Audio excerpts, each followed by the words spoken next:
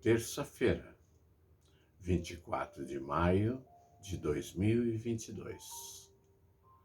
Eu sou o Nelson, falando da Zona Leste de São Paulo.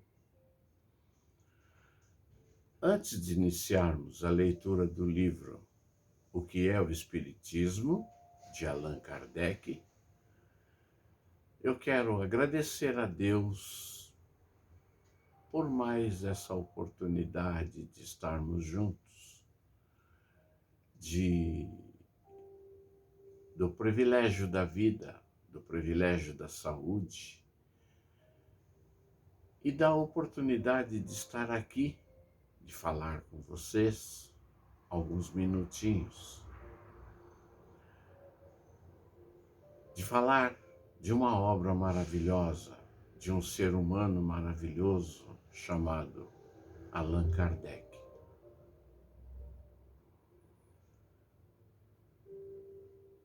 Estamos lendo a biografia de Allan Kardec.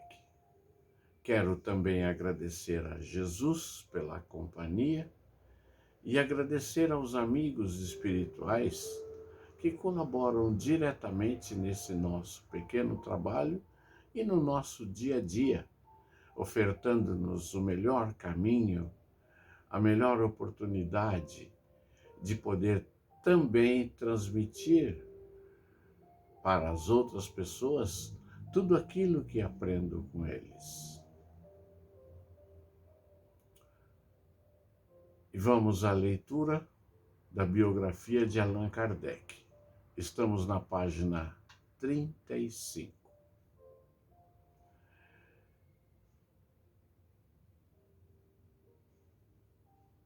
Em 1869, a Sociedade Espírita era reconstituída e tomada sociedade anônima com o capital de 40 mil francos, dividido em 40 ações para a exploração da livraria da Revista Espírita e das obras de Allan Kardec.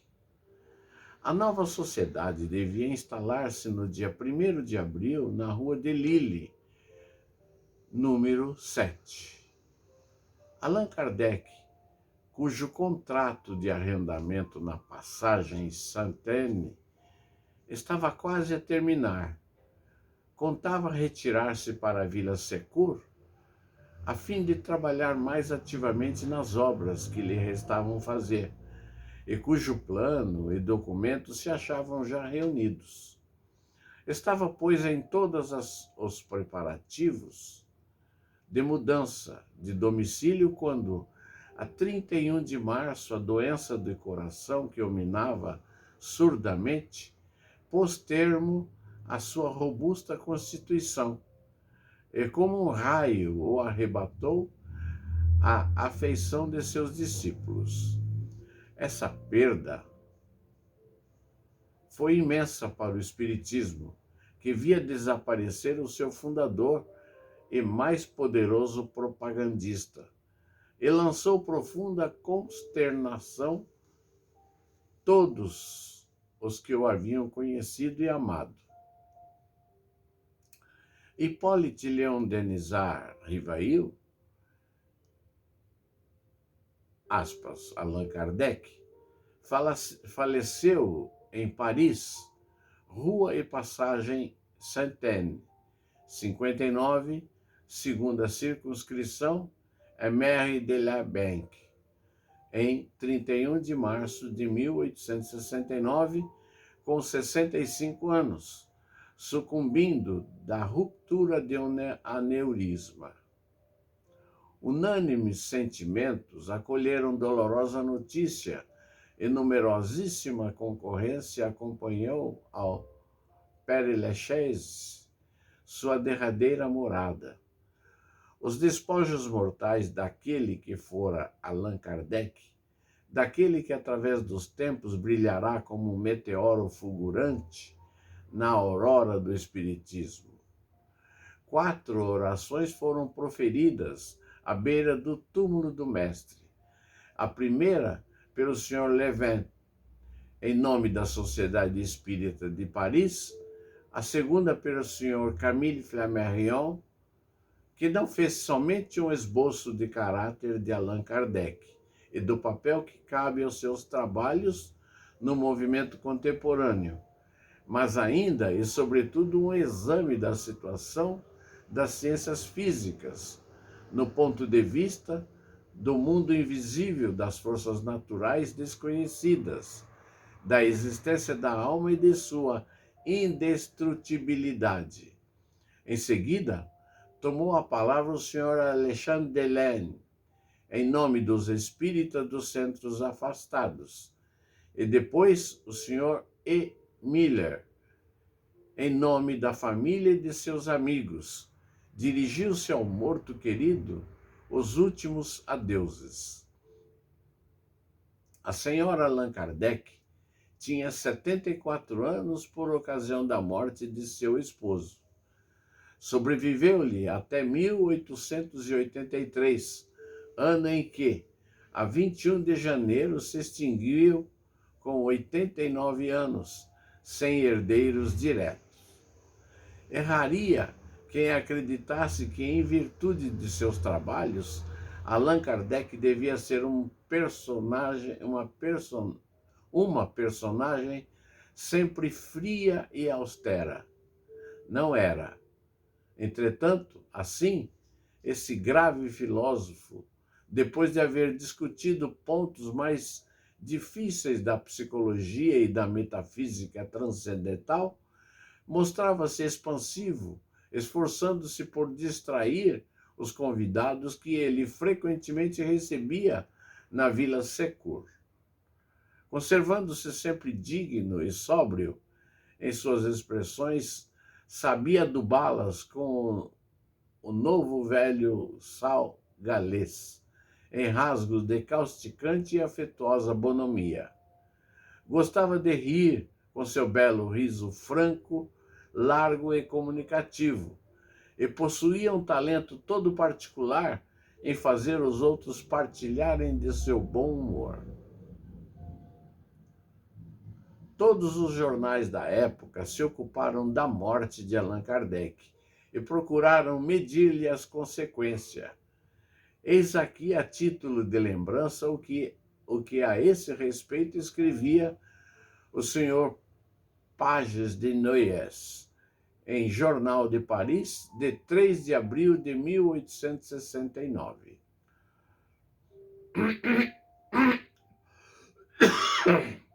Desculpe.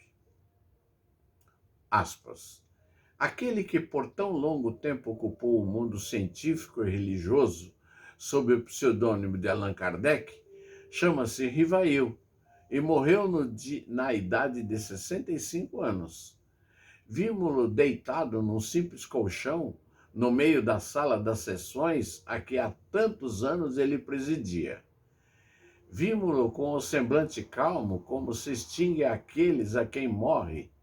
Não surpreende e que, tranquilos quanto ao resultado de sua vida honesta e laboriosamente preenchida, imprimem como que um reflexo da pureza de sua alma sob o corpo que abandonaram. Resignado pela fé em uma vida melhor e pela convicção da imortalidade da alma, inúmeros discípulos tinham vindo lançar um derradeiro olhar àqueles lábios descorados que ainda na véspera lhe falavam a linguagem da terra, mas eles recebiam já a consolação do além-túmulo.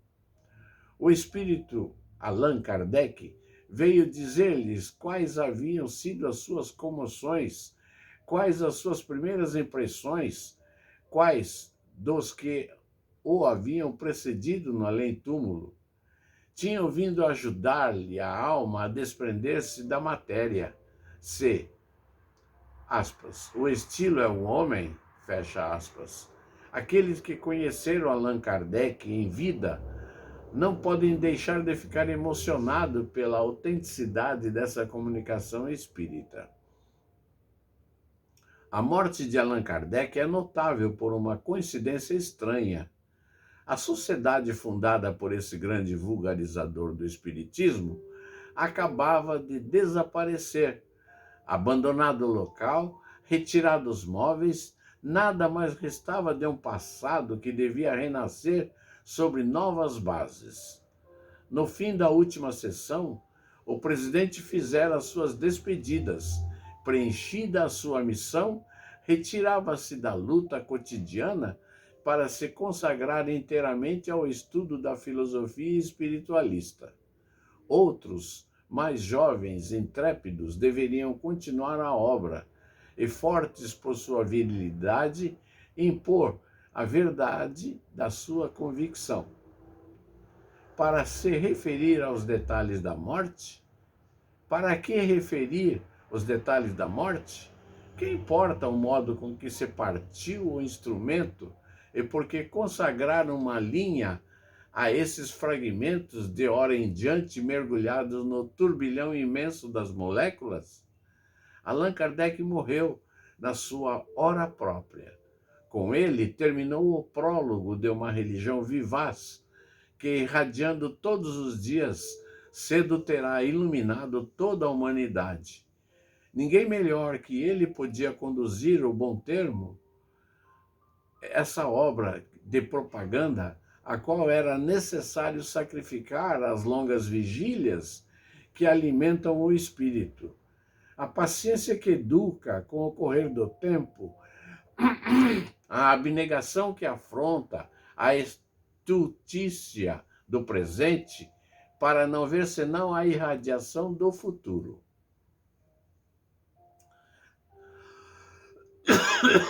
Allan Kardec terá em sua obra fundado o dogma pressentido pela mais antiga sociedade. Seu nome, apreciado como o de um homem de bem, está há muito tempo vulgarizado pelo que creem e pelo que receiam. É difícil praticar o bem sem chocar os interesses estabelecidos. O espiritismo destrói muitos abusos, reanima muitas consciências doloridas, dando-lhe a certeza da prova e a consolação do futuro. Os espíritas choram hoje o amigo que os deixa, porque o nosso entendimento, por assim dizer, material, não se pode submeter a essa ideia de transição, Pago, porém, o primeiro tributo a essa inferioridade do nosso organismo. O pensador ergue a cabeça e, através desse mundo invisível que ele sente existir, além do túmulo, estende a mão ao amigo que já não existe, convencido de que seu espírito nos protege sempre. O presidente da Sociedade Espírita de Paris está morto, mas o número de adeptos cresce todos os dias, e os corajosos, e os quais, pelo respeito ao mestre, se deixavam ficar no segundo plano, não hesitarão em se evidenciarem por bem na grande causa. Esta morte que o vulgo deixará passar indiferente, não deixa de ser por isso um grande fato que a humanidade não é mais sepulcro de um homem, é a pedra tumular enchendo esse imenso vácuo que o materialismo cavara aos nossos pés e sobre o qual o Espiritismo esparge as flores da esperança. Fecha aspas. Um ponto sobre o qual não atrai a vossa atenção, mas que devo assinalar, é a caridade verdadeiramente cristã de Allan Kardec. Dele se pode dizer que a mão esquerda ignorou sempre o bem que fazia a direita, e que esta ainda menos conheceu os botes que a outra atiravam aqueles para quem o reconhecimento é um fardo excessivamente pesado. Cartas anônimas, insultos, traições, difamações sistemáticas, nada foi poupado a esse intrépido lutador e a essa alma grande e varonil que penetrou integralmente na imortalidade. O despojo mortal de Allan Kardec repousa no Père Lachaise, em Paris, sob modesta lápide, erigida pela piedade de seus discípulos. E é aí que se reúnem todos os anos, desde 1869, os adeptos que têm guardado fidelidade à memória do Mestre e conservam preciosamente no coração o culto da saudade. E já que um sentimento análogo nos reúne hoje, respeitamos bem alto, minhas senhoras e meus senhores. Repitamos bem alto, minhas senhoras e meus senhores, honra, honra e glória a Allan Kardec. Henri Sauce.